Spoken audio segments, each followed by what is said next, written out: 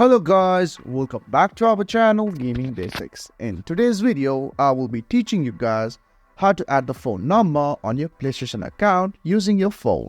So at first, just open your phone, and as you open your phone, just use the browser you use at your daily life. And as you open your browser, open the website playstation.com and just fill out your information and log in to the website. And as you log in, you can see at the right top corner for your profile picture and just click it to view the page.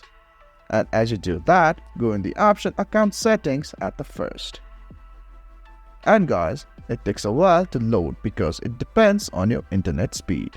And as it loads, you can see the option security right here and just press it to view the page. And as you do that, press on continue.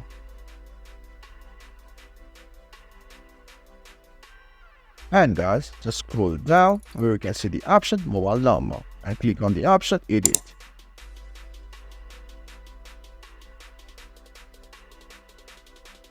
And as you do that, you can see the option right here add mobile number and just select it to open the page. And just add your number and press on continue. So guys, that's how you add a phone number on your PS account from the phone.